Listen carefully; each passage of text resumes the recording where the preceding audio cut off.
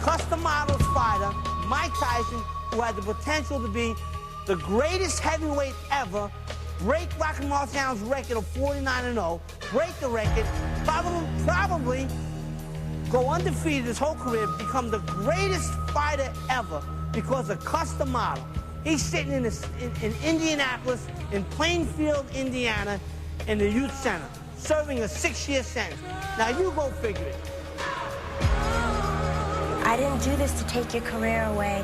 I did it because you need help, and if your so-called friends weren't big enough to tell you, at least I was. You hurt me, and I was big enough to stand up to you and tell you you need help. You hurt me, and I'm trying to help you. I was young, you know what I mean? I wanted to have fun. I enjoyed having fun. And maybe I took it further, whatever. People know who I am, and people know I have money, and people know I'm young. You know what I mean? So they put the two together, young, black, single, with money. 90%, 80% of the people believe what they read. And, I mean, that has a big effect on people. If they ever got a chance to know me, they would think differently. They would think totally differently.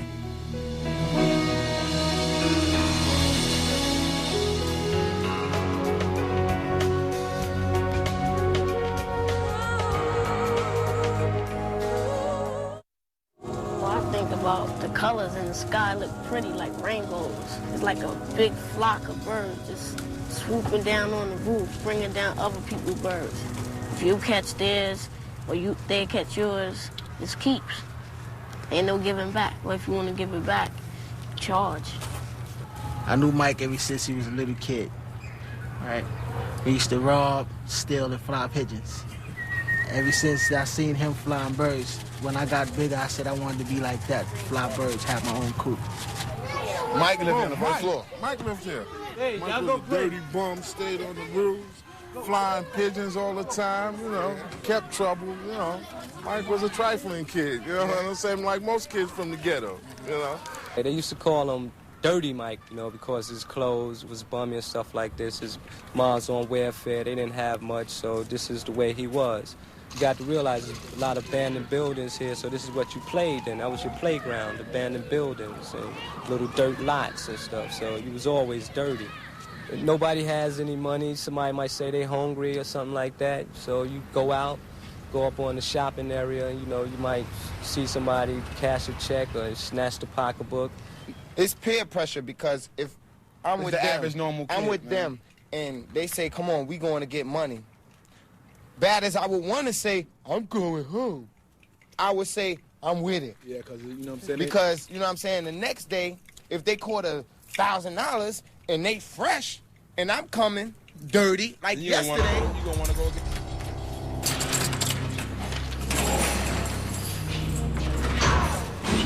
He was adjudicated a juvenile delinquent, and that means that a person would have committed a felony had they been 16 years old or older. He was initially placed downstate, and because of acting out, he was sent to Tryon. He acted out severely at Tryon initially and then calmed down after meeting Bobby Stewart. I remember the day when Mike came, yes. I remember the first time laying eyes on him. He was being escorted across the field to our place by two of the bigger staff, and they brought him in handcuffs. And he found out that I was an ex-fighter, and he asked one of the staff, how can I meet Stewart? Finally, I went to his room one night, and I banged on his door to intimidate him. I said, so you want to meet me? What the hell do you want? He said, I want to be a fighter. I said, so do the rest of these other guys, all the rest of these other guys. They haven't got to work to be a fighter. I'm serious, Mr. Stewart. I said, let's see your behavior continue like it is for a few weeks, and then we'll see what happens. This is what impressed me. This kid changed. I mean, because he wanted it. The teachers called from school. I knew one of the English teachers called and said, what the hell happened to this guy? You know, he went from like in a few-week period, he like won a year in his grade, in his reading level. He was trying. Mike and I were sparring one time. He hit me with a jab that almost knocked me down. Luckily, I had the next week off from trying because my nose was broke and my eyes were all black. And I told my wife the next day, I said, that's it. I told him that I knew Cus D'Amato, and I said, he's taking in kids like you and work with them. Floyd Patterson, Jose Torres, and he's had champions and worked with other champions. And he said, really? And he saw us as a way to make it. So we took him down to Catskill, and we talked all the way down. He says, what's it going to be like? I said, it's the top of a police station, simple as that. We're going to work out in the gym, just like you do up here. Think I'll be all right? I said, you'll be all right, don't worry about it. So we walked in. Teddy Atlas was the trainer at the time. I see. I was thinking I doubled the jab up and slipped back. Yeah, very good. We wanted to see the spirit of Mike. He's coming towards us, prospect. He was 12 years old. He was 190 pounds. We had nobody near that weight, so Bobby boxed him. He tried to be ferocious. He went after Bobby. He was very strong, and Bobby had to open up to keep him in his place from overwhelming him. And Bobby said every time he hit me, he hurt me. He was perfect. He was aggressive as hell. So we got ready, and we left, 20 minutes later, and I sat on the back porch. We got outside the back of the police station there. I said, guess what he said about you, punk? He says, you continue down the line you're on now, and become the heavyweight champion of the world. And he hugged me. And he says, he did not. I said, he did, I'm telling you.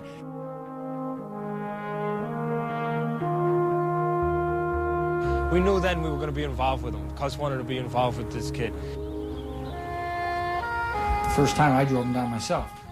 And he drove in this long driveway. He's looking. He said, what's this? I said, this is the house. Cus' house? He said, I'm going to stay here? What am I going to do, take the garbage out? I said, probably. He said, there's a lot of other things you're going to do too. But he said, if you behave and do what you're supposed to, you will live here with Camille and Cus. Big house with like 13 or 14 rooms. And Mike and other young fighters all stayed there. Many of them never even turned professional. It was just like a halfway house for juvenile delinquents. And Cus had a room on the top floor that no one was ever allowed to enter.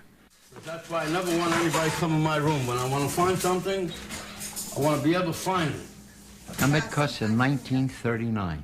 He was like a cuckoo bird. He had a terrible thing about gangsters. If he went to a restaurant, he'd have to seat himself looking over here, looking here, seated by the door, or look under the bed when he went home, or open the closet. He was half mad and half blind and an all trainer, and had a head full of incredible knowledge, and had this impact on every fighter that he had ever trained. We saw it with Jose Torres, who later became the light heavyweight champion, Floyd Patterson, who became the heavyweight champion. It was almost as though he had a branding iron, and he would stamp Cus D'Amato's thought patterns or whatever on the fighter. Your mind is not in your way. Your mind is not in your way.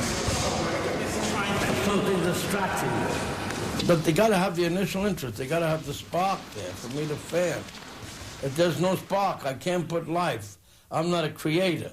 What I do is discover and uncover, see? And when I uncover, the boys themselves discover qualities in themselves that didn't even know they had. Well, he had a room of his own. He slept with Frankie because he slept on the third floor, because most of the boys slept on the third floor.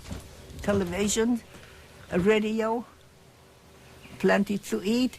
To him was like heaven. It was good, right? Boom.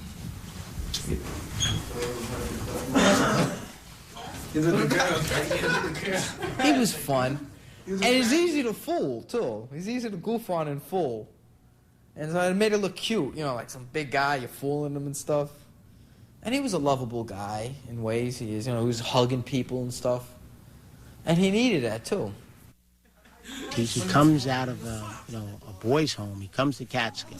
There are people who are friendly to him. And there's no one saying, okay, I just fed you, now you're going to do this for me. You say, hey, Lenny, could you take me to the store and get me a milkshake? And you buy him a milkshake. And a couple of days later, he tries to pay you back. And you say, Michael, that's okay. You don't have to pay me back. It's no You know, I did this because I'm your friend. You know, I'm not doing this for any reason. He was very sensitive about people picking on him in school. I know some kids would call him names. They call him Mighty Joe Young because kids could be mean, and they would use that name to make fun of the size of him. And a change happened in Mike. Through boxing, he obviously became more proud of himself and sure of himself. That took the body right into the jaw. Bend down. That took the body right into the jaw. I know there was a guy, a middleweight contender, good fighter, good puncher. Good fighter. His name was Dave, what's that his name? Shay. Huh? David Shade. Shay. Shade. Yeah, that's right. Dave Shade. That's right. How do you remember that? And he fought Mickey Walker. Fought everybody. He knocked him, the first guy knocked out, what's his name? He became a light heavyweight champion of the world, Buffalo. Slattery? Flattery. This guy remembers everybody. Flattery. Round one. Ready with 10 rounds. Large on the left. Hammering Henry Armstrong. I look at these guys, when I first came here, I thought they was, God. I thought they was born like that, but they're not, They're just ordinary people. I would like to be something like them. Not much flamboyant or something arrogant, you can say, but just different from all the fighters nowadays. Because that's somewhere I just like being. I like being sometimes a little arrogant, a little bit, not much, just a little bit, and, a little spoiled. I like that. That's me, and it's always going to be me, and I'm not going to try to change it for nobody. Mike was cocky and shy at the same time. He was a little boy once you got to know him, but it took a bit of going through the layers to find this out. He sometimes swaggered. He was a bad kid in his head. The first time I saw Mike and Cus was in September of 1980 when Jose Torres drove me up to Catskill, New York. It was an astounding experience. He was obviously a prodigy. It was like the first time I saw John Coltrane, or the first time I saw Bruce Springsteen, or the first time I read Norman Mailer, or the first time I saw Baryshnikov. It was clear this was somebody special.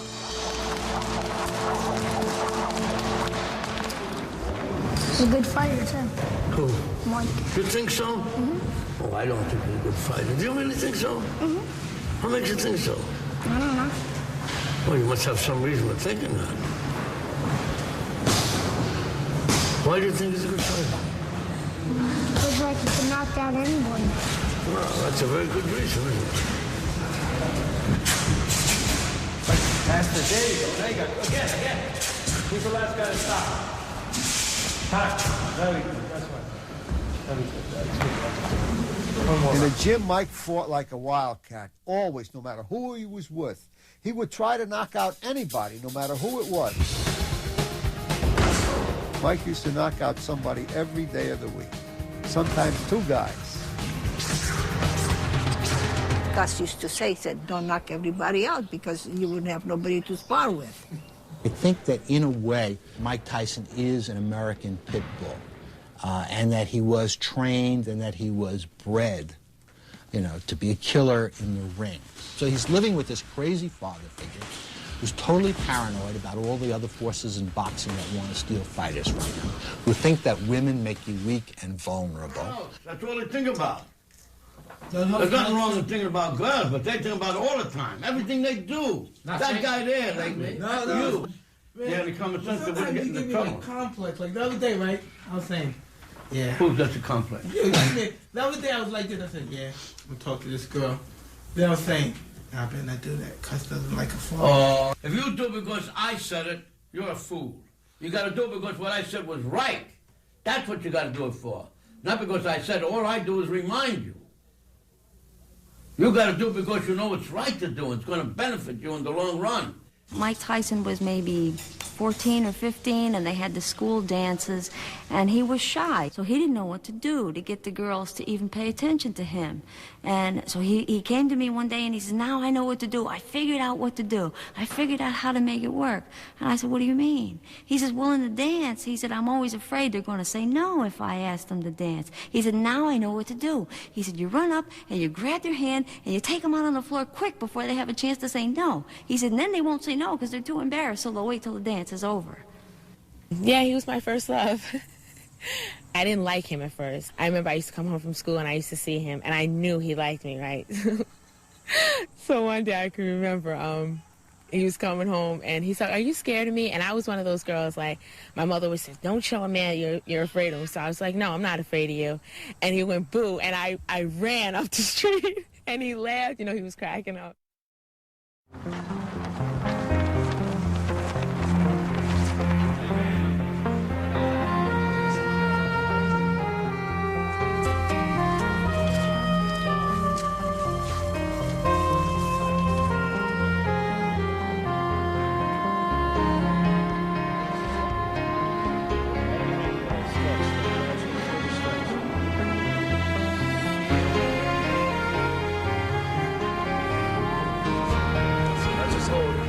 Feel a good stretch. Get a good stretch.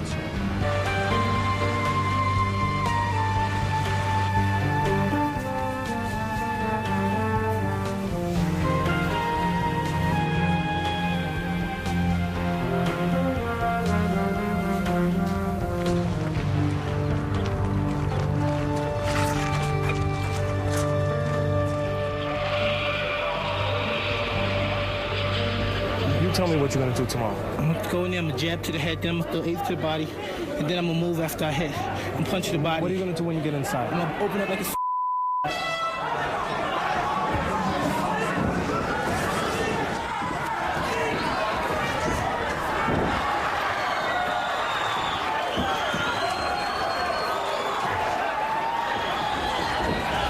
Hey, Cus, 8-second knockout, your first round. 8-second knockout. Yeah, he said, the right hand. Yeah, he did. How you doing, Coach? Right on the chin. I'm going to relax, son, because I don't want my head to swell any more than it is. Okay.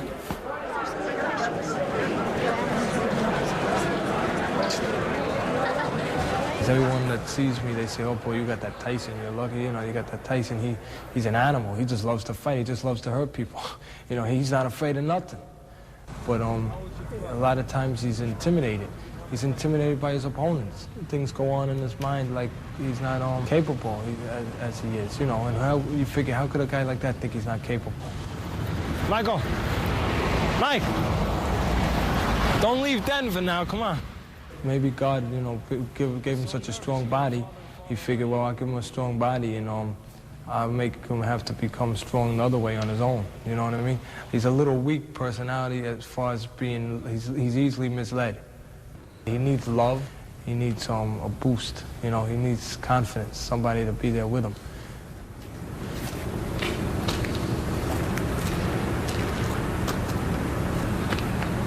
Look, just relax, Michael, relax, just relax.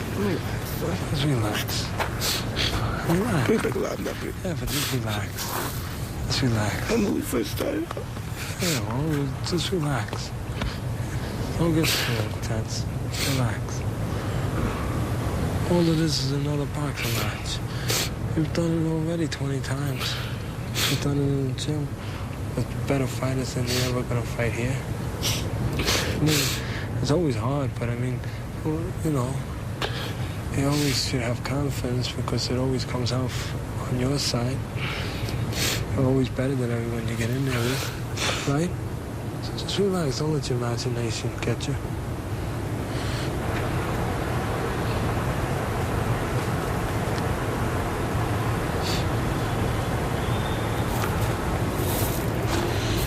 Let's go get ready for a fight, come on.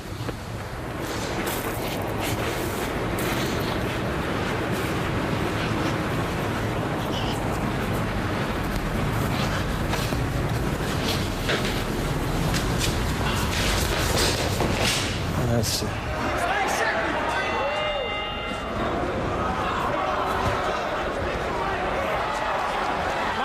relatively doesn't have much experience. He's only got about a dozen fights. He just knows how to fight. He's very quick for a heavyweight and makes him look like he has more experience than he actually has. Would you say then he's a natural fighter? I wouldn't say he was a natural. He didn't walk in the gym like that. Okay, thanks. Another right duck to the body by Tyson. Very, very strong boxer, Tyson. Tell you. Very, very strong. Brown has taken some vicious punishment and held on. He's still really in has. there. I don't think he's... There's another right by Tyson. He's just left boxing. right. He's giving him... Patel's coming in. Look at old Tyson jump on the ropes. That is it. They threw the towel in. Threw the towel in. He didn't want to see his boxer hurt. I think the towel hit the canvas about 35 seconds into the fight. Look at old Tyson. He's rolling on the ground with John. 6 bounds, 6 knockouts. Come here. Now listen, you got with respect. Come here. Give it to your opponent. A lot of guts, too. Come here. Come here. You got a lot of guts, kid. You have a lot of guts. And you just stick with him. Don't let this discourage you. He's a 2-time national champion. You stick with him, you're going to have your day. You understand?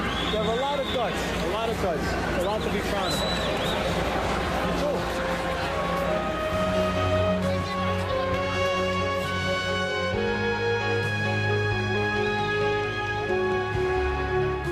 When I'm in the ring, all the nervousness and tension is stopped. It's not there no more.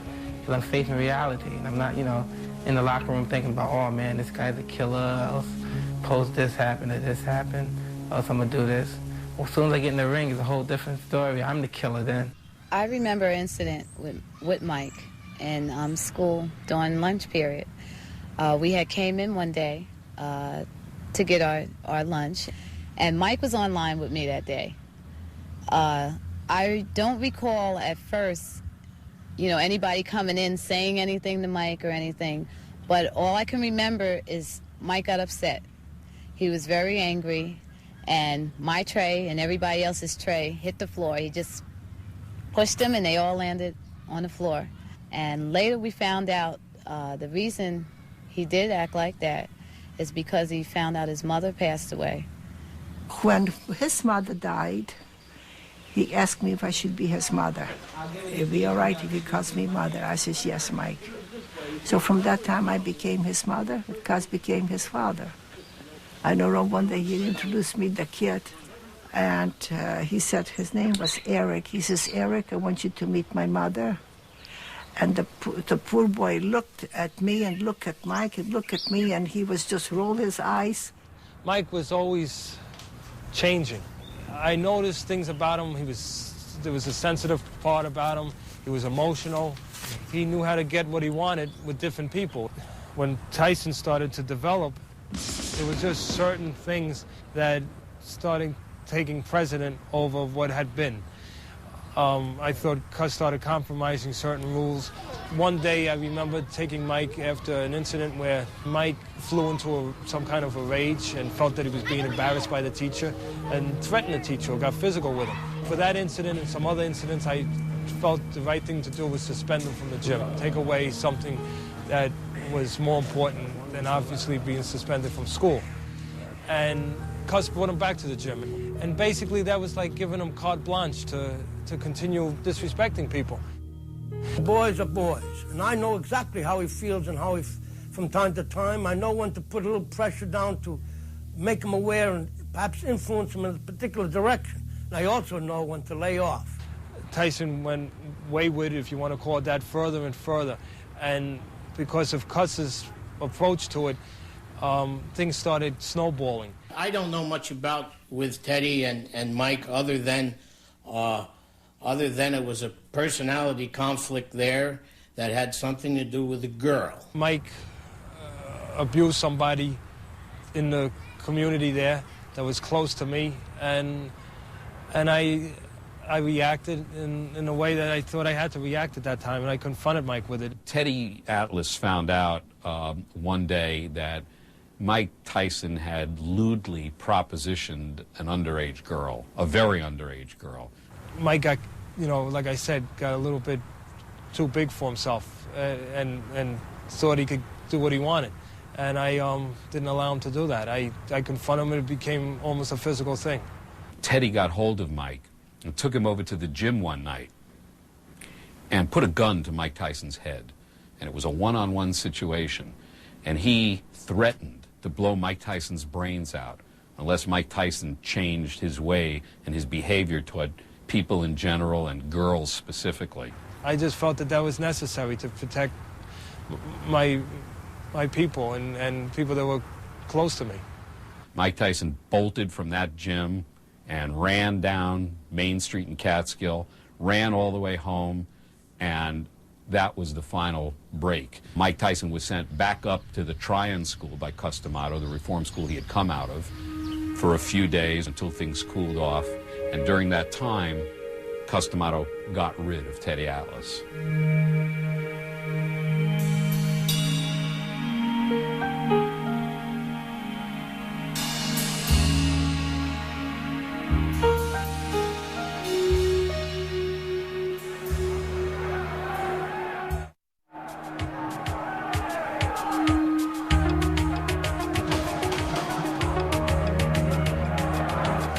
Tyson turns pro pretty much in obscurity, upstate New York.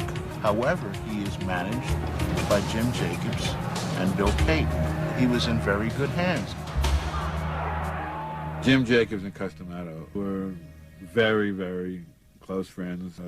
They thought the same, they talked the same, they loved to talk about boxing. Bill and I both feel that Mike Tyson is definitely going to be the heavyweight champion of the world.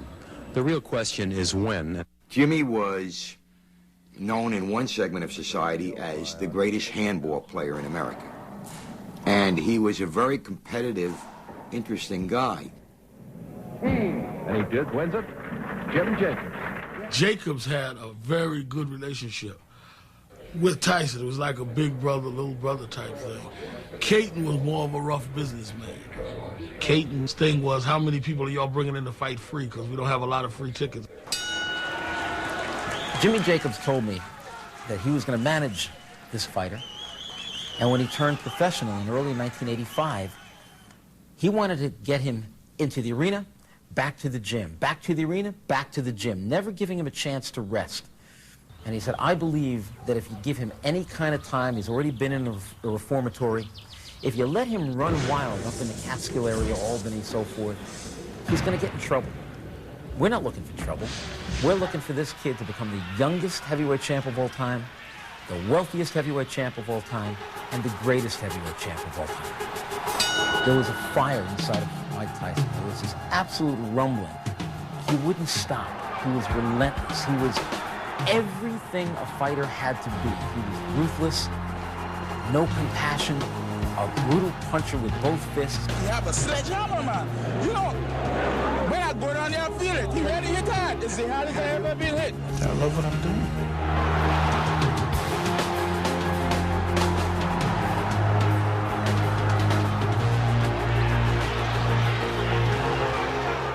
Basic concept of his style is not to have any feeling out time, but he fights everybody like they stole something from him. How you doing? Hey, how you doing, my man? All right. You'll be the next champ or what? That's what I'm in the business for, of course. Right. Having watched him come from where he was to what he is, I can say honestly I have a very deep affection for him. I do. To me, he's my boy. He's with me. I never look at it as he's my trainer, my manager. He's like my father. I often say to him, you know, I owe you a lot, and he doesn't know what I mean, but I'm going to tell him now what I mean. If he weren't here, I probably wouldn't be alive today. I will stay alive, and I will watch him become a success. That's the motivation I have to keep me alive and keep me going.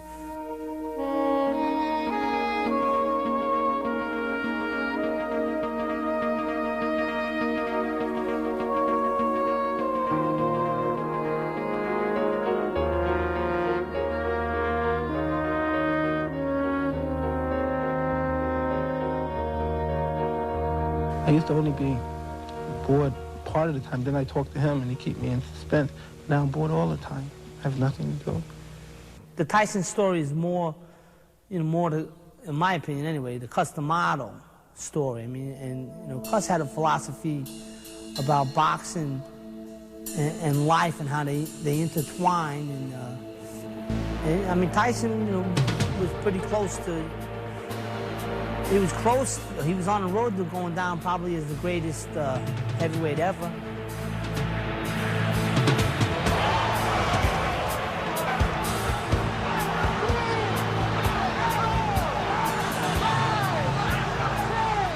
Now that all this is happening, and he put in all the effort and all the time and all the misery and heartbreak, he's not around to enjoy it. Cus taught him what Cus called elusive aggression, which I think was the signature of Cus's method. It became known as the peekaboo style because of the hands held high, but I think the cornerstone of what Cus taught was head movement, to move your head after you punched every time.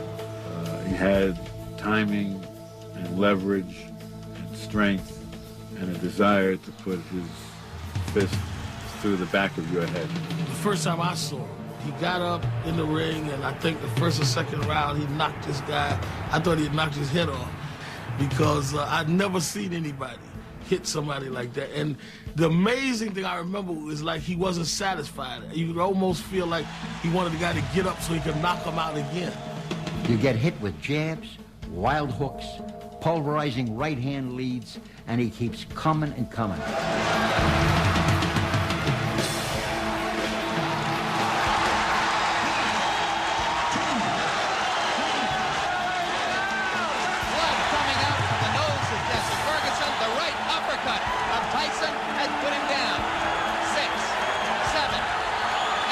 I wanted to hit him in the nose one more time for that bone could have went up in his brain. I wanted to go up in his brain. Because I always thought about that punch. I always listen to the doctors on television and ask my friends, and they say when the nose goes in the brain, the consequences of him getting up right away is out of the question.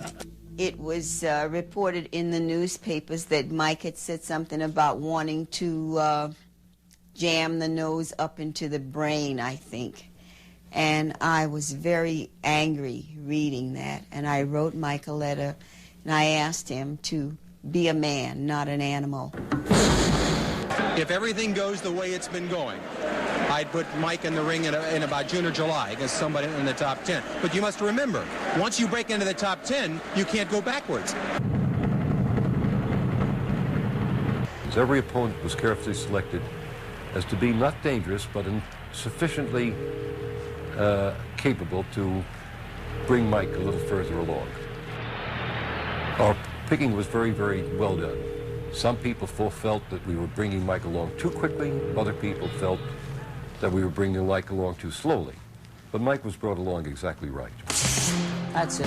Very good, very good. Jimmy and Bill Caton knew what they were doing with Mike Tyson.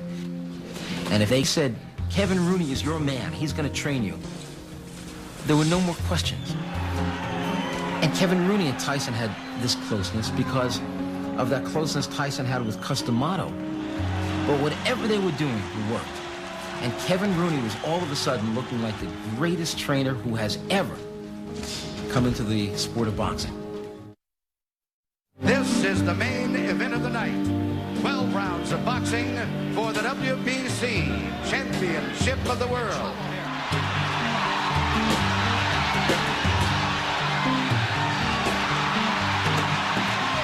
Just trying to get through the round. It was an electrifying experience because one felt that here's some sort of primeval force coming in his black trunks and no socks.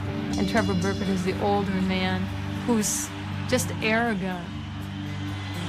The boxer must feel himself in some strange way an extension of the nerve fibers of the crowd because the boxer is acting out suppressed or denied aggressions in the civilization. So he sort of rises to this peak of adrenaline, you know.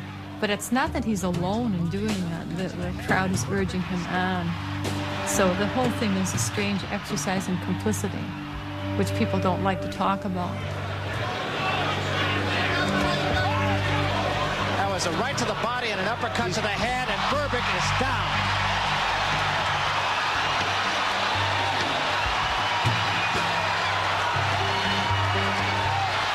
This one is going to be over, I believe. It's over. That's all. And we have a new era in boxing.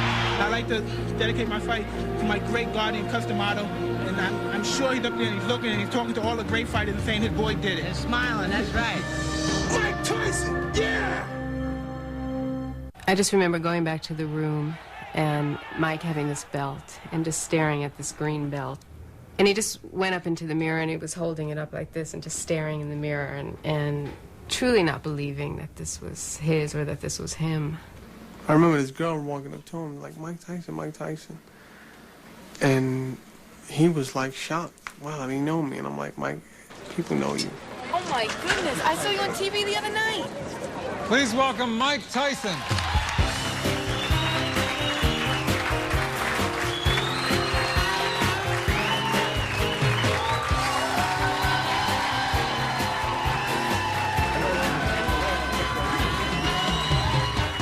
Championship belt, or is that your watch? No, this is the bracelet. For a big, powerful, strong guy, you got such a sensitive, sweet voice. Thank you. It doesn't fit your personality. The press jumped all over. Not that they were trying to take advantage of him, but they had a hero on their hands. And they wanted to speak to this hero. And they wanted to find out what made him tick. Are the people here doing it because you like me or because I make a lot of cash? Mike came to my house one summer, and he sat down and he signed my kids' pictures, and we kind of talked. We wanted to know, how does it feel, the fast life and this newfound stardom? We had the feeling that he didn't really like, you know, the publicity, the cameras and everything. Personally, you know, I'm one that really don't care much about being in front of the television or anything like that. I'm just that kind of person. I get the biggest satisfaction from giving and receiving. We're supposed to save the people that need help. We're supposed to have a lending hand. Drop, put them down for the counter.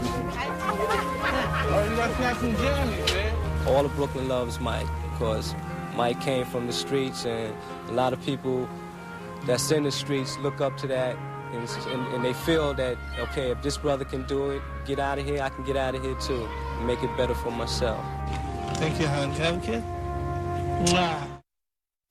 Good evening, ladies and gentlemen. Welcome to the Las Vegas Hilton Sports Arena, where tonight Don King Productions presents the Hard Road to Glory. Every fighter that we fought in the HBO tournament was a Don King promoted, managed fighter. So once we wiped them all out, Don King had nothing. He had no more fighters. We beat all his guys. He had nothing. So what Don King did, said, well, I got nothing. I'll steal the champ. Don King is a gangster from Cleveland. He murdered 2 people when he was running the numbers in Cleveland. One was ruled justifiable homicide. The other he did 3 years and 11 months in prison for. He came out of prison in '71 and began to get involved in boxing. And by '76, '77, he was emerging as the dominant figure in boxing. I am an extraordinary hustler, so therefore I feel that I am likened to only 2 or 3 giant promoters in the lifetime that we have lived in, and that's P.T. Barnum and Michael Todd and yours truly. He reverted back to his hustler, gangster roots in Cleveland and started to rob and cheat his fighters, and to the point where 6 former heavyweight champions and 25 different fighters have sued King because King robbed them of their money. If he cheated me out of $1 million and I made $2 million, I'd be happy. Because when I was fighting, you couldn't make over, if you made a couple $100,000, you were a lucky guy. I mean, I never made that kind of money. I never made over $15,000 in my whole fight career. I've revolutionized the pay scale in boxing. I made more millionaires in boxing than all the rest of my competitors collectively. You know what I mean? And I put on better bouts, better competitive bouts. So why do I always be singled out? You know what I mean? To be the one that they're going to go out and target to go do whatever they want to do with. You know what I mean? So I feel that in America, and I will not refuse nor reject America. I say I'm the only American man, and I stay on that criteria because this is the greatest country in the world. And because I believe in this country, I'm going to continue to fight for this country, extolling the virtues of this country, decrying its iniquities and injustices. And I'm gonna live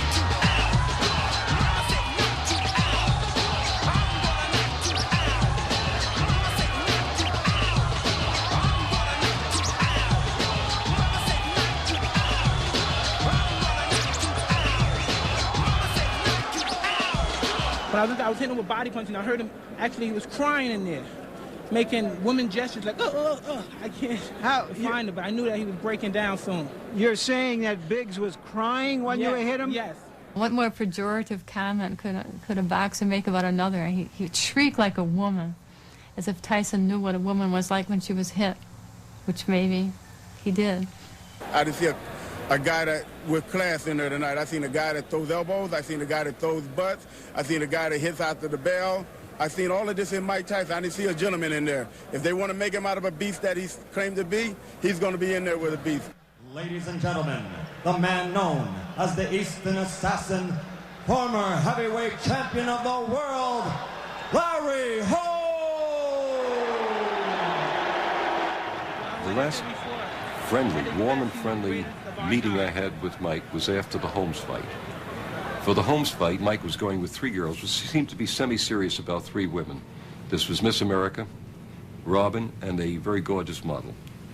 We put one in one section, one in the second section, one in the third section, completely separated. And he sat here and we talked about it and we laughed about it. And so when he left, I started to say, "Where are you going now, Mike?" He said, "I'm going to the coast." Those were the last things he said to me prior to his being married to Robin. Robin, inquiring minds want to know, how does a woman who went to Sarah Lawrence and Harvard Medical School wind up falling in love with a guy who's a graduate of the School of Hard Knocks? God, I want to know too. There's something, we have a lot in common, traditional families, and we just sort of love each other. We sort of love at first sight. It was hard in the beginning, but we got through it and we ended up married. Well, just 3 weeks after the marriage, I got a call from Robin. "I'm Mrs. Mike Tyson, and I'm taking over. I demand this, and I demand this." I said, "Wait a minute." We welcome you back to Live at 5, Thank Robin. you. The Sports Illustrated article and some of the others, the tone is that suggests that you and your mother are opportunists and that you are meddling too much in Mike's career. Right.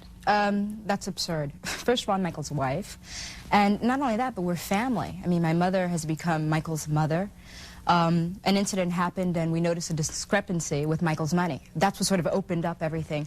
If Michael has $50 million and he's supposed to have $70 million, there's a problem. In a way, Robin and Ruth were like a football team. They, you know, the mother-in-law had a game plan. The game plan was to get Mike Tyson on the field, march the ball up the field, score the touchdown. End of game, they march away with the ball and the money and fame and fortune and all that. Don King looked on Mike Tyson's marriage as his opportunity, giving him advice and counsel on how to take Mike over and how to make problems of various kinds for me. But the women, being shrewd and greedy and smart on the one side, the criminal smartness, they said to themselves, Don King, we don't need him. We don't need, you know, we're going to have him, he's going to take our money. We don't need him. We're going to take all the money we can get now. From Cincinnati, Ohio, he is the 2nd-ranked heavyweight in the world and a former heavyweight champion. Ladies and gentlemen, the challenger, Tony TNT Cole. My mission is to go and destroy and not to let anything get involved. You get punched, you get hurt. I refuse to be hurt, knocked down, and knocked out. I can't lose. I refuse to lose. You saw behind Mike's shoulder there his co-manager, Bill Caton. For the first time since Mike's been fighting as a professional, the other co-manager, Jim Jacobs, has not been able to make this trip. Funeral services were held at Hillside Memorial Cemetery for boxing manager Jimmy Jacobs, who died Wednesday. Heavyweight champion Mike Tyson and Jacobs Mike was at Jimmy Jacobs' funeral. There were shouting matches with people from Merrill Lynch over trust funds that Mike had put away. The mother and Robin Givens herself were up at offices of an investment firm trying, screaming desperately to get the money. You have poor Cus and poor Jimmy gone, rest their souls. All these forces struggling for the soul of Mike Tyson. Now we have Don King at the gate. This is a man who does not discourage easily. And I tried to tell Jim and Bill, King said to me, he was going to take your fight. I'm trying to tell you, he won't take it. Jim Jacobs and Bill Caton, oh no, they're too, blah, blah, blah, blah, blah. Hey, where did he end up? I tried to tell you, but hey, that's business. Now he's getting ready to fight Michael Spinks. The fight is in Atlantic City. They managed to get through the training period during the week. But on the weekends, Ruth Roper and Robin Givens would come down to Atlantic City to lend their particular brand of charm to this already inflammatory situation. And Trump was romancing them. I happen to know Robin Givens Tyson. She is one hell of a fine lady. And Clayton was trying to be there and trying to prove to the world that Mike Tyson loved him, which he didn't. And it was just a constant emotional drain on everybody involved. So I come down there, and he says, we could talk upstairs. So to break the ice, I said, you know, where do you run in the mornings? I mean, you don't have to be a rocket scientist to start an interview. And he said to me, I went on a boardwalk. And I said, great. I said, what do you think about it? He said, I think about Cus. And some of the things he told me, and how right he was about some things, and how he's not here anymore to help me. And then I began to think about different things. And he said, it occurs to me how much more fun it used to be. I mean, it wasn't about money then so much. We were all like a family, we were together. But then suddenly everything, he said, they died, and meaning Cus and Jimmy, he said, and everything became money, money, money. And he said, now it's like I don't have anybody to talk to. Now, this is a newlywed saying this. And he leans forward and he grabs me. And he's got his head against my chest. And he is clearly going through absolute, total hysteria. And the water is flowing. So much to the point that when the interview was over, I had to go back upstairs and change my shirt. Special edition of Atlantic City Express, souvenir. Get it now, get it hot. News and more, 35 cents. And now, ladies and gentlemen, once and for all, let's get ready to rumble 12 rounds for the undisputed heavyweight championship of the world. You want my prediction? Yeah. I think a black guy's gonna win. Yeah. Picking Michael Spinks in the 10th round. I definitely picked the guy with the short pants. It's Spinks and Tyson. It's on. The world is waiting for this fight. So you go to each other's dressing room to check the wraps and the gloves and so forth. I walk down. You know, I always try to get an edge where I can when my guy's getting ready. But I go in and I think I'm going to rattle the kid because he's under a lot of pressure. At the time, Jacobs had passed. Jim Jacobs, the closest guy to him, had died right on the verge of this happening. He was in the mix with Robin Givens. Don King is trying to pull him away from Caton. So I'm in the dressing room with Tyson, and I'm looking to rattle this guy. I walk in, and he's punching, standing there. He and Rooney's putting something on. He's punching holes in the wall. I'm like to myself, oh no. This guy's getting ready to fight my guy, my little guy. And he's punching holes in the wall before he goes out to fight? Oh, no. That night, Mike Tyson knew that his whole life had built to this moment. He had been groomed like a gladiator. He was so tuned to that fight because he felt that unless he was We did it! When Mike Tyson isn't earning $15 million in 91 seconds and Robin Givens isn't starring in television's head of the class, they live as just an average couple of newlyweds on their $4.5 million New Jersey estate. He's very romantic. He's very, you know, slip a diamond under your pillow or you know, you say, bring me something back, and you mean like, I mean anything, and comes back with a Porsche. I mean, things like that. That's just Michael. From the standpoint of Mike Tyson, she was like a fairy princess, actually. And what happened after the marriage, Mike became thoroughly and completely obsessed with her. It's an obsession that I've never seen in any man before to a woman. Very much in love. He was so in love with her that just sometimes you could see her face was the pain there. After the Spinks fight, there was the stormy summer of '88, the broken hand against Mitch Green, the affairs in Moscow at the hotels with ranting in the lobbies, the crack-up of the car in Catskill, all because Robin is driving Mike crazy. Michael is a manic depressive. He is. I mean, that's just a fact. It's been torture. It's been pure hell. It's been worse than anything I could possibly imagine. I think for the first time I can understand abused women. There's a time when he cannot control his temper, and that's frightening to me or to my mother. I don't know what Mike Tyson would be without my mother, what we would be. I mean, she's been the glue that's kept us together. If I was Mike, I would just give her something. I don't know. I would stuck my hands in her mouth or what. Givens called police to the Bernardsville house this weekend, claiming the champ was tearing up the house and threatening her and her mother. If she wants to right now, take me. She can leave right now. Take everything I have and just leave. Love can be fleeting. The soap opera marriage of boxing champ Mike Tyson and actress Robin Givens is coming to an end. She announced today through her lawyer that she's seeking a divorce after 8 months together. Robin Givens was the jab that set Mike up for the Don King right hand. I think by the fall of 1988, Mike's life is in shambles, and Don King moved in. Don King is my man. He's the best at what he does. So suddenly there's a whole new cast of characters around Mike. And I think that Kevin Rooney didn't fit into the picture. He got involved in the fighter's personal life. Tyson didn't like that. He probably also had Don King whispering in his ear about maybe he'd be better off with new people around him. And he fired Kevin Rooney. My philosophy was like people basically because really, you know what I mean, they're always trying to Everyone? No, not, you know, you run into, you have these different occasions where you run into nice people, you know what I mean, but, you know, you've been to experience, you know, they really, they don't have no emotion towards human feelings, you know what I mean? Hard to trust. Absolutely.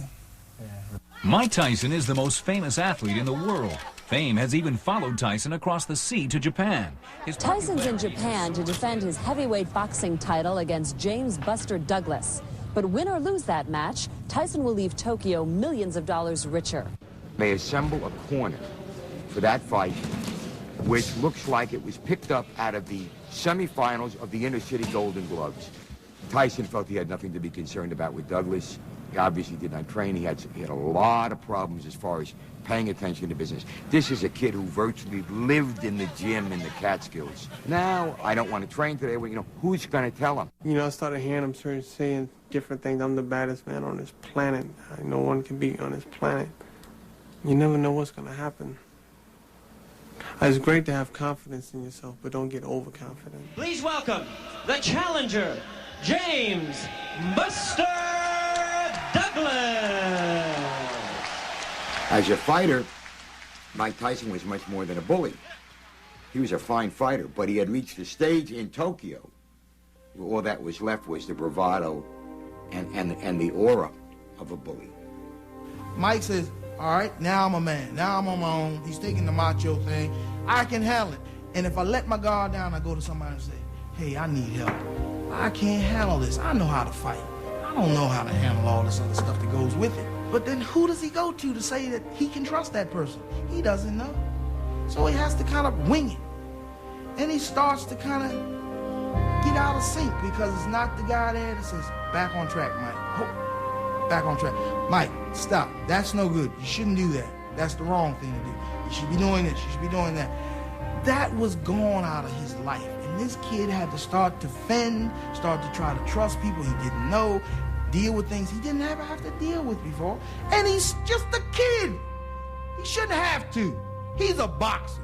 Introducing the undefeated, undisputed heavyweight champion of the world, the one and only Iron. Hey, Mike, over here. Mike, over here, Mike. Mike, pick up the glasses. Hey, Mike, what happened in Tokyo? Well, it's a bad situation at the time, but I'll be okay. Buster Douglas fought a great fight, and I'll be champion again within 6 months. Buster Douglas is ilk beating Mike Tyson. You know, that's like a Volkswagen knocking off a Mercedes, if you know what I mean, in a race. You just don't think things like that. I know, but you know, it's like I said before, you know, I abused myself, abused my body, and like when you reach a status at, you know, a young age, you know, I mean, like being 20, 19, even though I wasn't a champion at 19, you know, I was proclaimed, you know, I was wealthy, and it was a little too much, you know, I don't want to, you know, use excuses, you know, and being 20 years old, being champion, you're really too young.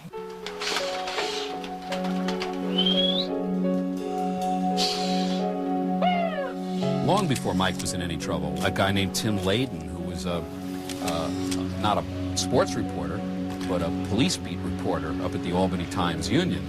And he said to me, quote, "Mike's biggest problem far and away is women. That's the problem that's going to wind up nailing him someday." Joe Mahoney, another reporter, just said, absolutely, women are Mike Tyson's, quote, Achilles heel. So, I mean, this is 4 years before the Desiree Washington thing. I mean, you got 200 girls that are trying to give you a phone number a day. Not 15, 20, 200. When I worked for them in a China club, the biggest thing was actually keeping the girls away. I was like, white girls, Spanish girls, Chinese, you know, Asian, they're all over them. All over them. When we had him in our offices for a conference with Don King, and we're on the 7th floor of a building that's 28 stories high, a state office building. Everybody in this building knew he was here. They came down from upstairs, they came up from downstairs. By the hundreds, they came off the street to see Mike Tyson, who was sitting on the floor. And I was standing there watching as he sat on the floor signing autographs, many times running his hand right up the leg of a woman he never met in his life. Some of them loved it and let him get away with it. Some of them pulled back. One of them even cracked him on the top of the head, took the autograph and ripped it up. The world has this impression of us as here's a guy who goes around grabbing people and stuff like that, and that's not true. First of all, for me to grab you, you have to be within my reach. So that says a lot. I can't grab you from across the street. I can't grab you from the distance. You know, your arm is only so many inches long. First time I met him was quite a distressing circumstance. I was at Gleason's gym. He was talking with a group of people, and I came over and said that I'm a reporter with El Diario La Prensa. You know, could you spare a few minutes? And he made some very odd sexual references in Spanish and started doing this odd sort of salsa in front of me, like sticking his arms out and waving them, and I knew those words were from the gutter. You know, you don't have to know Spanish to know what the meaning was. And at that point, he reached out and he grabbed my breast. And I was shocked. I was stunned. I didn't know what to do. So I hit him. Anytime you bring Mike Tyson up, people would talk about the past, or Robin Givens, or unbeaten women, or grabbing women. Who is he to grab girls' butts? Girls want their butts grabbed, all right? People like excitement. Mike Tyson was excitement. When I found out that he was staying at the hotel, and before the fight I called him up and I said something like really stupid. I called him, I was like, "Hi, Mike, you know, I think you're great, you're awesome, you know, you're my fantasy, you know, you have a perfect body, you're great." He sees a woman coming at him, maybe after he's been drinking, he's been celebrating, she's happy, she grabs him and hugs him and says, "Oh, you're great, and you're my hero, and I'm so happy to be near you." She may just mean that. Not all women who throw themselves at athletes in the interest of developing a friendship want to be sexual with them. If you meet him at a club and you say, "Hey, baby, you know, you look great, I want to be with you," I don't think Mike thinks you want to, you know, have a picnic at Central Park and play Monopoly. When a woman is handing you her underwear to give to my boss, I kind of gather what she wants to do. They don't want to talk about boxing, that's for sure. So we basically knew what they wanted and how fast and how long they had. You know, some of the stuff went on in airplanes in between cities. You know, there's always a bathroom on an airplane. You know, you had a few that we had to get rid of, that I had to get rid of with money, because it's very hard at 3 o'clock in the morning in Los Angeles in a limousine when a girl just finished having sex with him for 2 hours. Now she doesn't want to get out the car, and she's telling me that, well, she's not going anywhere. So now if I put my hands on her, it becomes a police matter. There was a point, you know, when behind closed doors, he did get rough, and it was clear that's what he liked. I don't think he thought he was being rough. I just thought that's the kind of sex he likes. So, you know, I don't know, it was a man thing where if I give it to you, you're going to like it. I was looking at something, but I heard him close the door. And I turned around, you know, I heard this lock, you know, I'm like, this doesn't sound good. And as soon as I turned around, I mean, he just came at me. It was horrible. at one point I was on my stomach and he had my hand back like this, and he had a hand over my mouth, so I was trying to scream. I was moving so much that I screamed, and one of the women that works for him happened to be up on that floor, and she came and she knocked, you know, wondering, you know, something was wrong. What happens between two people in a bedroom becomes something that you never know. There are some women that enjoy rough sex. There are some women that like passion. So there's all kind of things. So it's not what you do, it's who you do it with.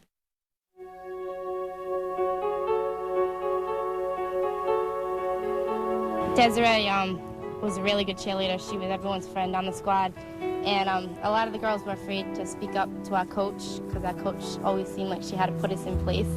And we would never bring up what we thought we should do or what we felt.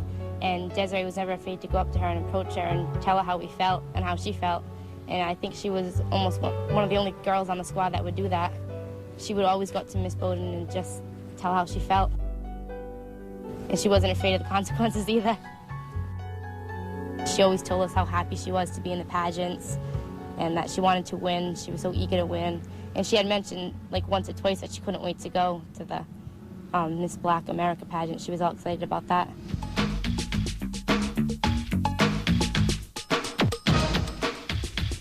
Contestant 8, Desiree Washington from Coventry, Rhode Island.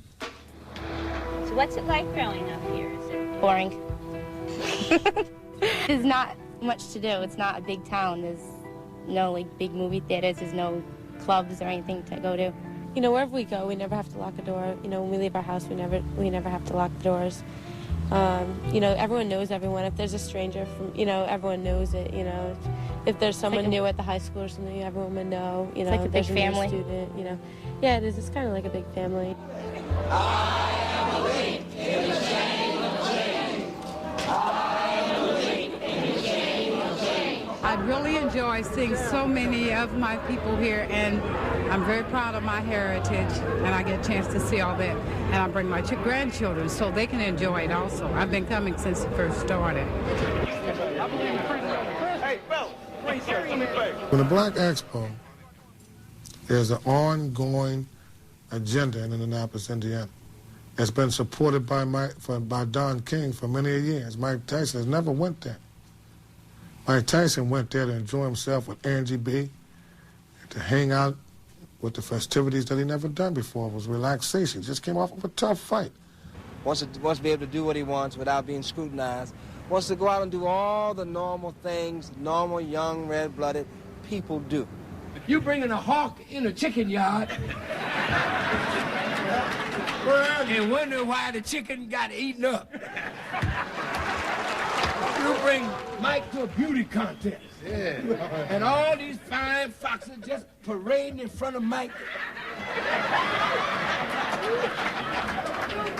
Mike's eyes begin to dance like a hungry man looking at a win this beef burger or something.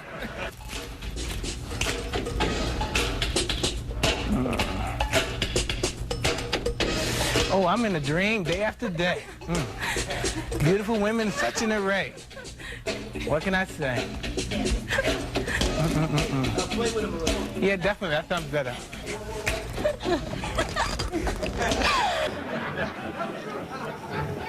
And he wanted to see if this is as good as it looked. Mike wanted him to show me, you know. For the first time in 3.5 years, Mike is on his own.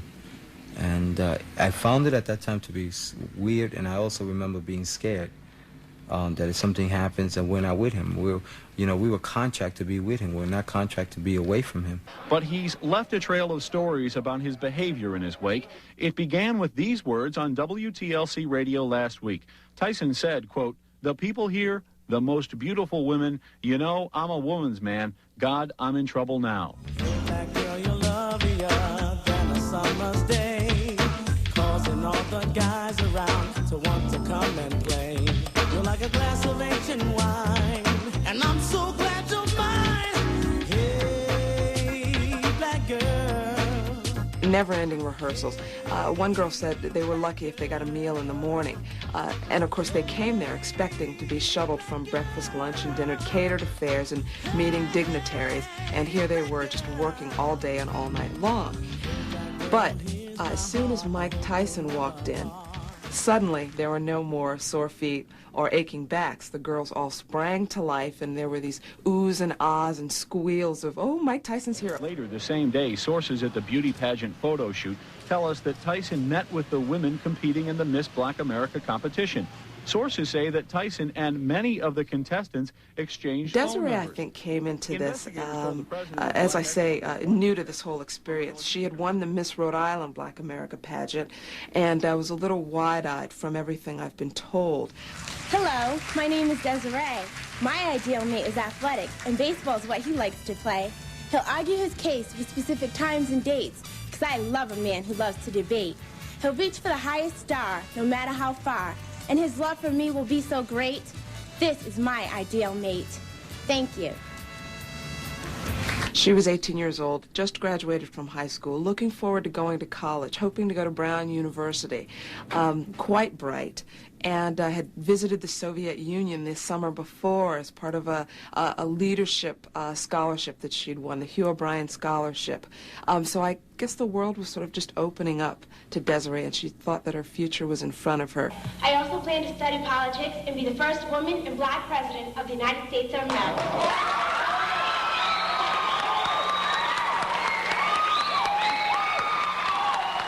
I can tell you that there has been a rape incident report made, and it's my understanding that Mr. Mike Tyson has been alleged to have committed the crime.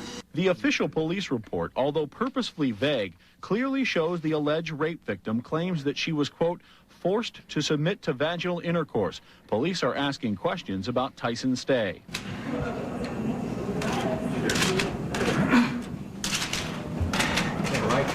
Anything said on like that? I'm innocent. How you doing, Mr. Charles? All right. I come to a court here in Indianapolis. What do you want people to know here? Basically, I'm innocent. Didn't do nothing to her. Desiree Washington knows what happened. I know what happened, and we go to prove that I'm innocent. Tyson went down there. He got jammed up a little bit. This girl claims that he raped her. So King said, "Well, now let me get a lawyer that I think that I can trust." So he gets Vince Fuller. Vince Fuller doesn't know anything about rape. Anything. Within the past hour, the jury has returned 4 indictments, 1 for rape, 2 charges of criminal deviant conduct, and 1 charge of confinement. Tyson says his fame makes him an easy target. He maintains he's innocent.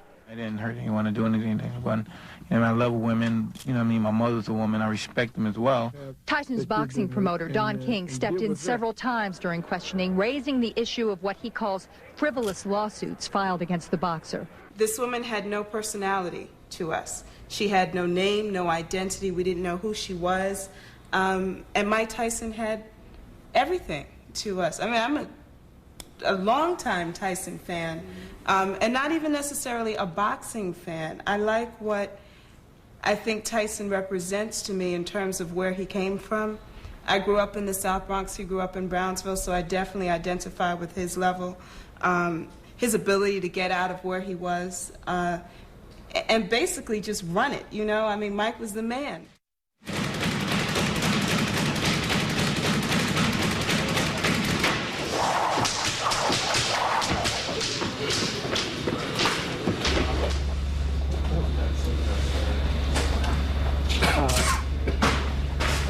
Mike, what do you find a lot of the public say to you when you're out in the public right now here in Las Vegas, when you're around town, with all the talk, all the stuff that has happened in the past recently? Do you get a lot of support from people? Do you get jeered by people? People say, I love you. We're all with you and we support you. Greg Garrison was a special prosecutor brought in specially to handle this case. And boy, Greg Garrison was brilliant. He started from the moment the prospective jurors came in, and he'd say to him, Sam, you go into, let's say you go into a dark alley some night. You're wearing a Rolex watch. You shouldn't be there. You certainly shouldn't be there with a Rolex watch. Some guy jumps out at you. He hits you over the head, takes your Rolex watch. You're there on the sidewalk bleeding. Are you willing to say that you haven't been a victim of a crime? No. Without fail, everyone says no. Well, what about the fact that you were there in the middle of the night in a bad neighborhood, a place you knew was a bad neighborhood, wearing a Rolex watch? Does that make it any less of a crime? Is he any less guilty? No, no. Down the line, the heads were shaking. Sometimes people he wasn't even talking to were shaking their heads saying, no, absolutely not. Greg Garrison was effectively saying, you're going to hear about a girl who was in exactly the same position. And yes, she may have exercised bad judgment, but no means no. No means no. No means no. No means no. Shame on you people. Shame on you for blaming the victim. Oh, is she a victim? He's a victim too. Look at that. You're victimizing him just like she was a victim. He's being raped right now. When it comes to rape, a lot of people want the truth to come out a certain way. In the William Kennedy Smith case, the Tyson case, the Hill-Thomas confrontation, lots of men and women were rooting for the victim to be telling the truth. Didn't matter what the facts were. They wanted it to come out that way. It would be good for feminism. It would be good for rape victims. And on the other side, there were some people who were rooting for it to come out the other way. I don't think you can root for the outcome of a case. We have to know the facts. After the whole Thomas Hill thing, a writer wrote an editorial in the New York Times, or op-ed piece, basically saying that black men and black women had different kind of sexual styles with each other, so that in that case the harassment was cultural. And for Anita Hill to be offended with it meant that she was acting out of culture. And believe it or not, there are rape cases like that where defendants will come in and say, well, you have to understand that in the black community, we're very different about these things, Vincent Fuller came in with the idea, I believe, that he was going to sell conservative Indiana jurors on the fact that Mike Tyson was, just as you've always imagined, the stereotypical black athlete. Not only that, he was a fighter. He's a brutal guy by nature, by design, by habit, by profession. And he's accustomed to talking to people, particularly women, in a certain way. And it's very crude, it's very gruff. You know how those black people talk was essentially what Fuller was saying to the jury. They talk in terms of, making love and sex all the time, and rap music. It just encourages it. They all listen to it. He even asked Desiree Washington on the stand whether she listened to rap music and who her favorite artists were. I mean, he really pounded the table on that one, that she, in fact, knew all about it. She knew what Tyson was up to, and she was game. You could trust her with anything. She was very honest to everyone. She never lied about things. She'd listen to you if you had problems, and she'd try to help you. She never badmouthed anyone. She always minded her own business. They wanted us to believe that she was a gold digger, that this 18-year-old girl who said she wanted to be president of the United States was really looking for a big payday. She must have heard the stories about him. She couldn't be that naive that she hasn't heard about him. And like you said, probably her personality was like, she's so confident that no one will rape me. No one has stop Mike Tyson. Now, I know I'm a big woman. I could hardly stop him if he wanted something. No, I would have to think of that. There's no way of stopping him. My saying no would not stop him. I could not restrain him in any way. I could not get away from him. How could she be out 1 in the morning? Who did she tell? How did she get out? Go ahead, Judy. 2 o'clock in the morning. 2 o'clock in the morning. Yeah. That's even worse.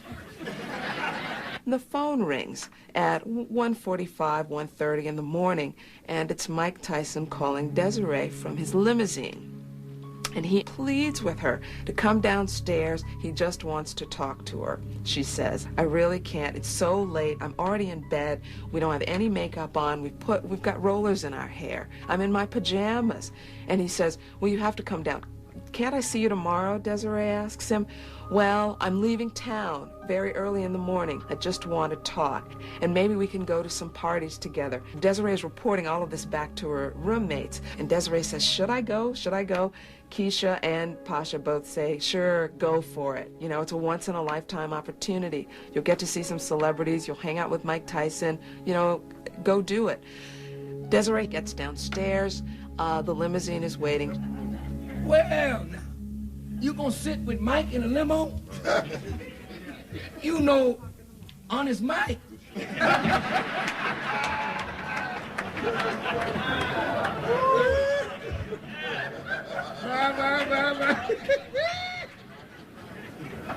She wanted to get an autographed picture for her father. 2 a.m. in the morning. I don't know for sure if she went with, Mike Tyson just to get the picture for her father, or just, I think anyone would have gone with him, or like a celebrity, just to say that she had been with a celebrity. And I mean, she obviously must have felt special that he picked her, I'm from New York. I'm from the inner city, and I would not go to no man's house 3 o'clock, especially if he's 25 years old. So, and I know even though she's 1 year older than me, she's 18.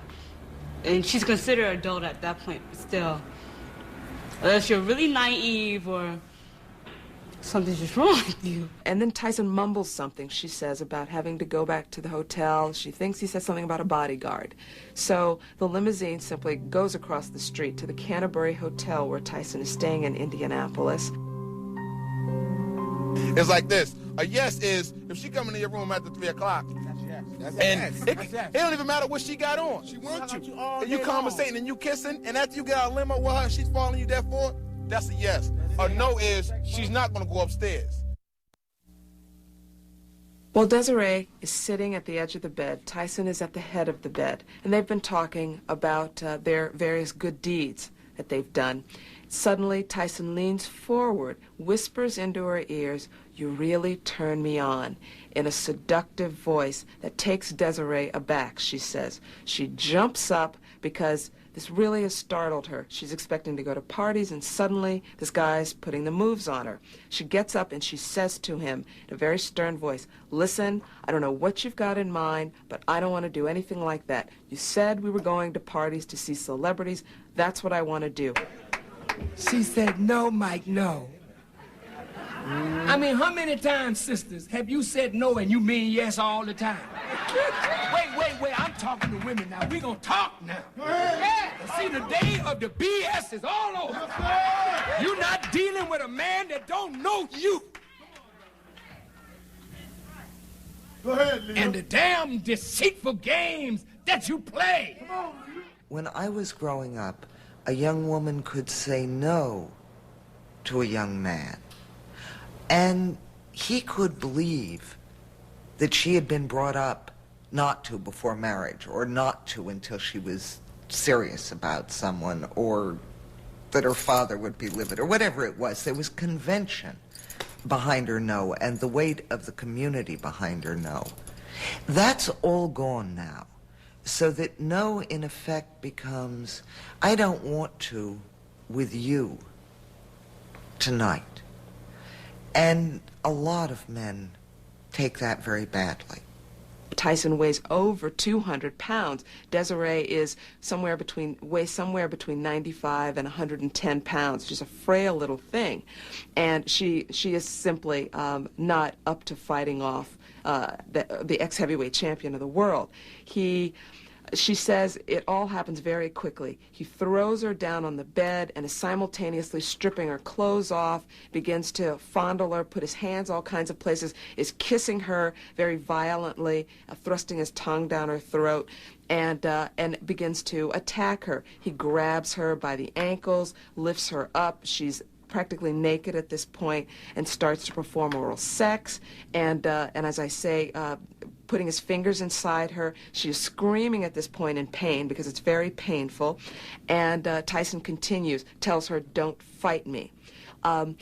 He's about to start intercourse, and thrusts himself upon her, on top of her. She's still crying, still screaming, and he says, "Don't fight me, Mommy." That's what she testifies to.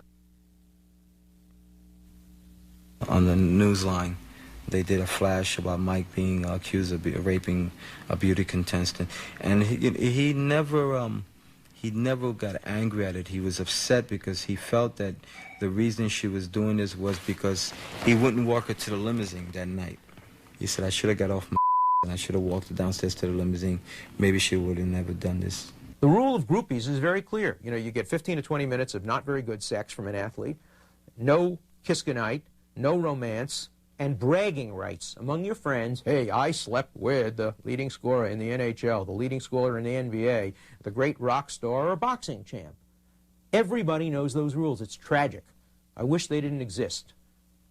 But Mike Tyson shouldn't be in jail, or shouldn't be convicted of rape, because of the groupie phenomenon in this country. I just came here to pray that the jury, after all evidence is in, they would decide on the evidence of the case and not on race. Because both of them belong to us. And we must love both of them.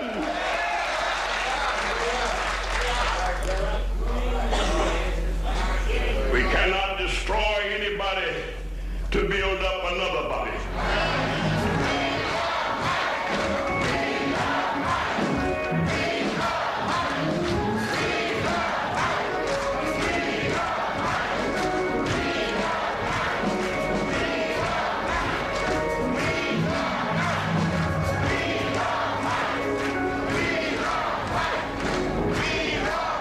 There's nothing heroic about Michael Tyson.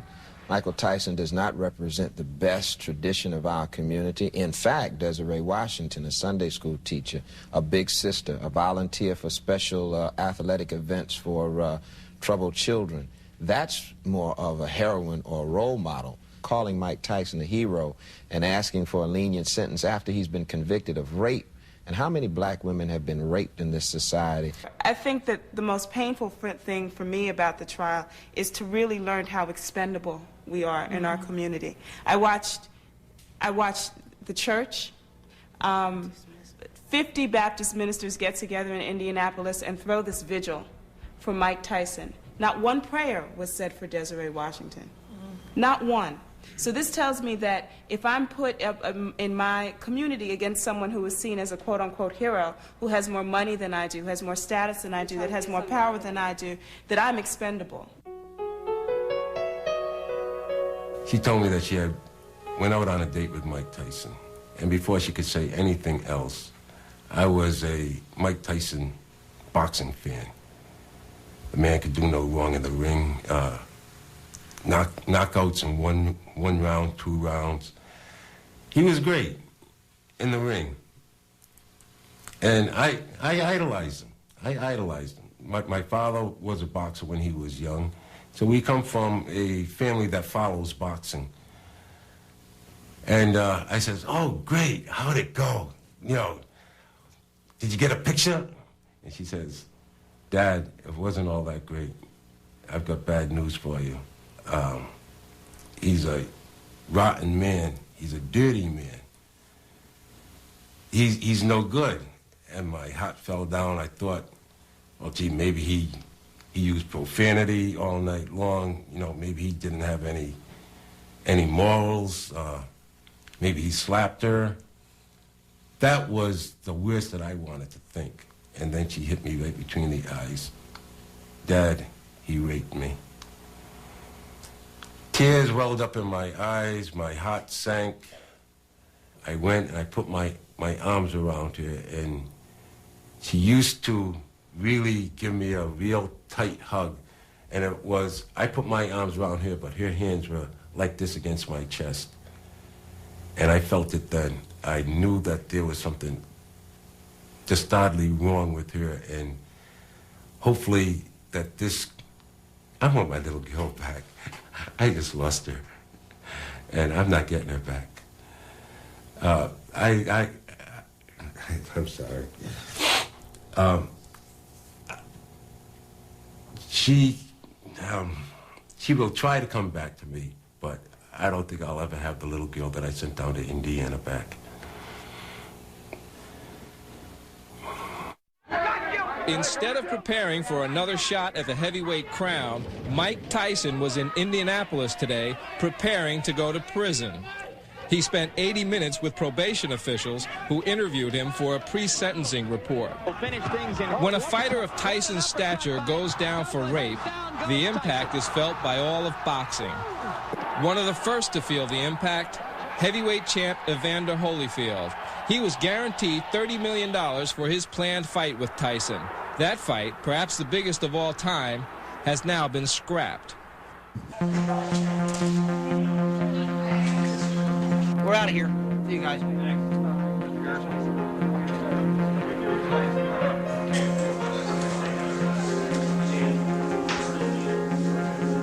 Mr. Fuller.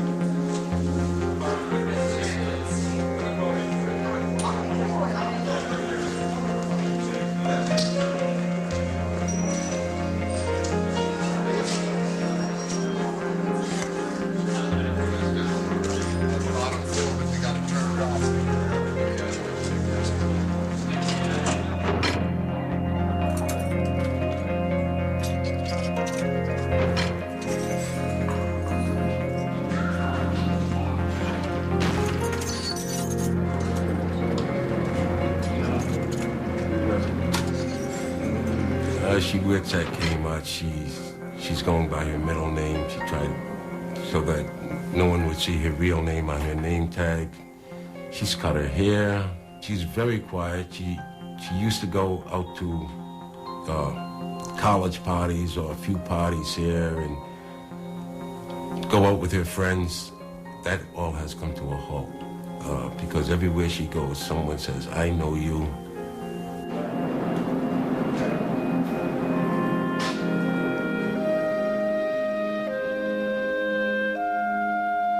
He's convicted. He's holding the handcuffs up. That's the wrong, Mike, wrong message. Don't be proud. Don't try to be macho. I know he wanted to go behind closed doors, which he probably did. Broke down crying his ass off. You understand? He had to. You know what I mean? Because if he hasn't yet, he will soon. You know what I mean? Because it's there. But he doesn't know whose shoulder to lay on. He has none to go to.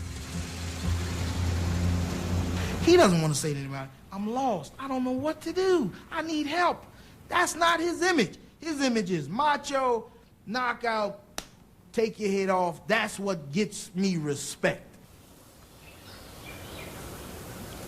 Destruction of a young man's dream.